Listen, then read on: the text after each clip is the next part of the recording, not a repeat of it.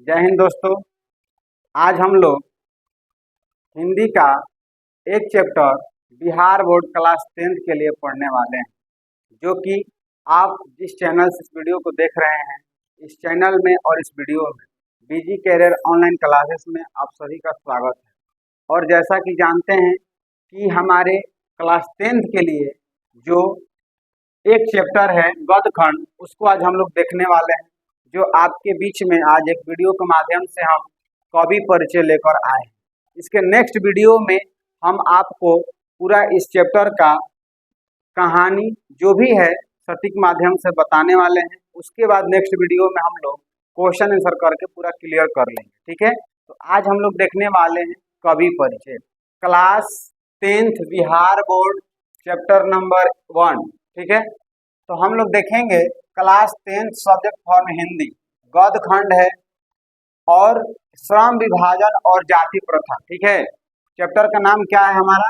श्रम विभाजन और जाति प्रथा। तो आज का जो हम लोग देखने वाले हैं वीडियो में, जो मेन टॉपिक होने वाला है हमारा लेखक परिचय पर होने वाला है, ठीक है। तो लेखक परिचय भी जानना उतना ही जरूरी है विद्यार्थी जी, जितना कि सब्जेक्टिव प्रश्नोत्तर हम लोग करते हैं, ठीक है। तो देखिए, सबसे पहले लेखक परिचय में जो ये श्रम विभाजन और जाति प्रथा को लेकर, श्रम माने काम, विभाजन माने काम को बांटने के लिए, और जाति प्रथा को लेकर जो भी हमारे समाज में बात विचार हुआ करते हैं, उन सबों में अग्रसर होकर अवगत कराए हैं कौन? हमारे भीमराव अंबेडकर जी, डॉक्टर भीमराव अंबेडकर जी, ठीक है। तो आइए इसमें हम लोग शुरू करते हैं। सबसे पहले आपसे देखिएगा, क्वेश्चन पूछा जाता है कि श्रम विभाजन और जाति प्रथा के लेखक कौन है। तो इसमें तनी भी हिचकिचाहट नहीं होना चाहिए। हम लोग कह सकते हैं कि श्रम विभाजन और जाति प्रथा का लेखक जो है हमारे प्यारे डॉक्टर भीमराव अंबेडकर जी हैं, ठीक है। तो आइए अपने मुद्दे की बात करते हैं। अब देखिए विद्यार्थी जी, जीवन परिचय पढ़ना है, यानी कहने का मतलब है कि भीमराव अंबेडकर जी का जो जीवनी रहा है, किसी से संबंधित रहा है, क्या रहा है, क्या नहीं रहा है, इनका उद्देश्य क्या था, उसी का परिचय जानना है, ठीक है। और चलिए, तो देखिए, सबसे पहले डॉक्टर भीमराव अंबेडकर का जन्म 14 अप्रैल 1891 ईस्वी में हुआ। ये ऑब्जेक्टिव हर एक बार बोर्ड ने पूछ लिया और पूछता भी है, ये लाइनें उनकी भी आई। तो डॉक्टर भीमराव अंबेडकर का जन्म 14 अप्रैल 1891 ईस्वी में महू मध्य प्रदेश में हुआ, ठीक है। इनका जन्म कहाँ हुआ? महू मध्य प्रदेश में, जिसको मध्य प्रदेश में हम एमपी भी बोल सकते हैं, ठीक है। एम से मध्य, पी से प्रदेश, ठीक है जी।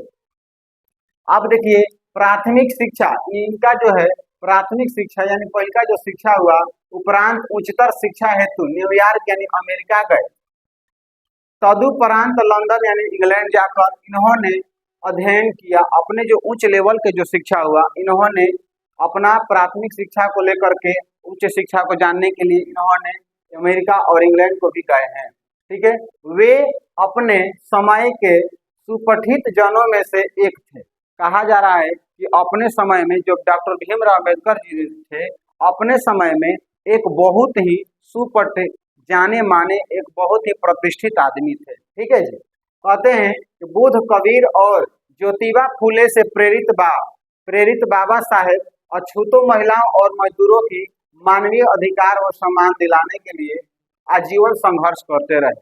कहा जा रहा है कि इनके द्वारा कहा गया कि जो दलित परिवार के हुआ करते थे, जो उनको अछूत और छूत की बीमारी से माना जाता था, उनको अवगत कराया जाता था कि आप नीच हैं, ऐसे करके इन्होंने विडंबना पर अपने बात को रखने का प्रयास किए हैं, ठीक है जी।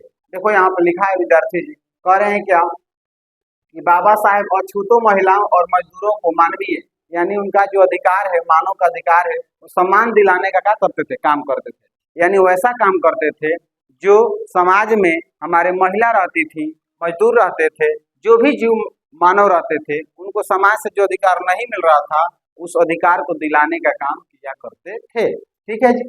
आगे हम लोग देखेंगे, कह रहा है कि भारत के संविधान निर्माण में उनकी महती भूमिका और एक निष्ठ समर्पण के कारण ही हम आज उन्हें भारतीय संविधान का निर्माता कहकर श्रद्धांजलि अर्पित करते हैं।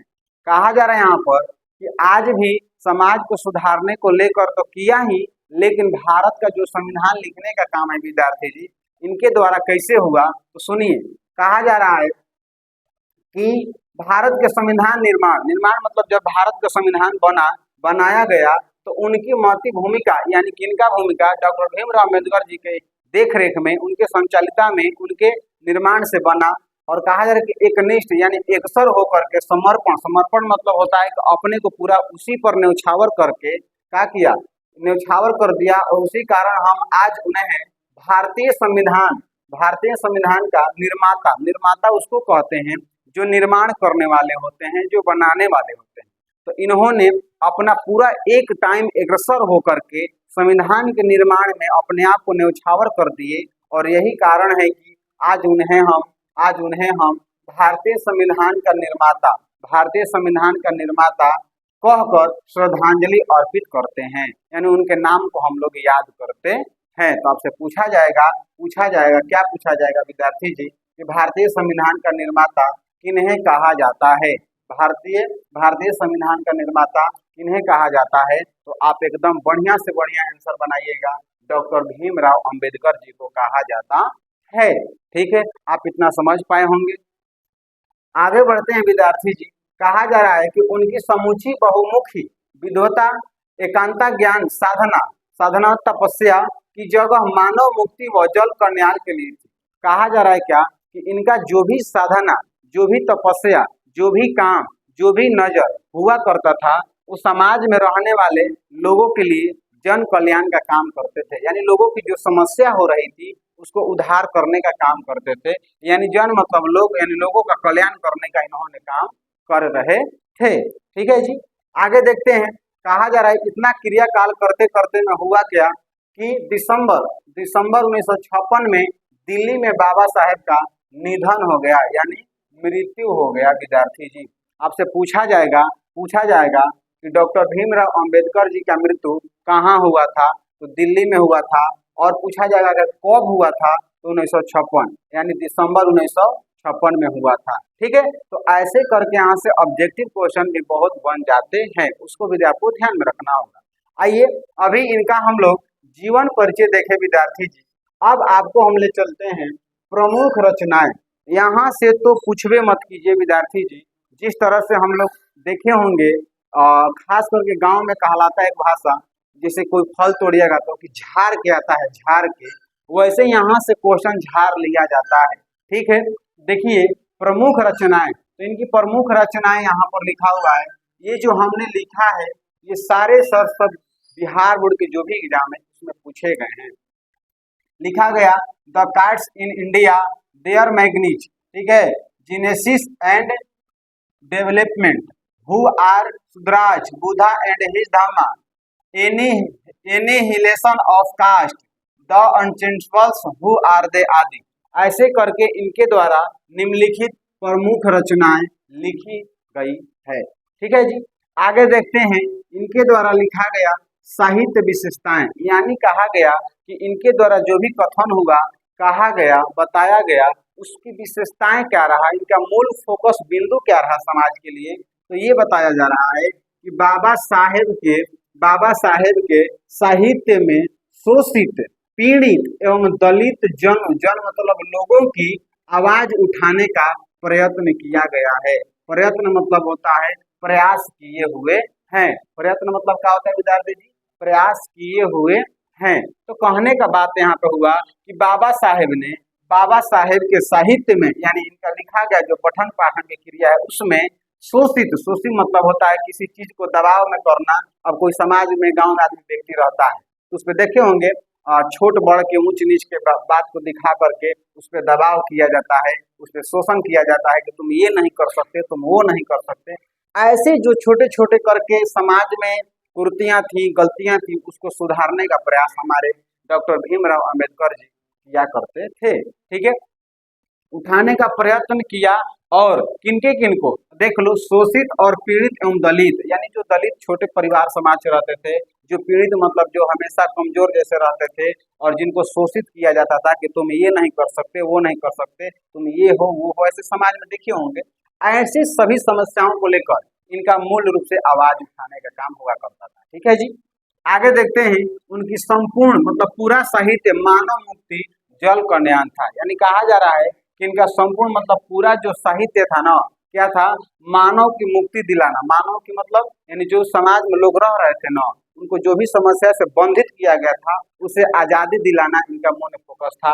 उसके बाद कह रहे हैं जन जन कल्याण, यानी जो लोग हुआ करते थे उनको कल्याण होना चाहिए। अब ये नहीं कि कोई आदमी ये है तो वही काम करेगा। जैसे में आप लोग देखे होंगे हमारे समाज में ऐसा कहा जाता है कि कोई हलवाई है तो मिठाइयाँ बनाएगा, कोई जादव जी है तो बोलते हैं लोग कि दूधे बेचेगा, जो बनिया है तो बनिया ही करेगा। ऐसे करके समाज में शुरू से ही लोग बांट दिया करते हैं, जिसे कहा जा रहा है कि ये उचित नहीं है। ठीक है जी।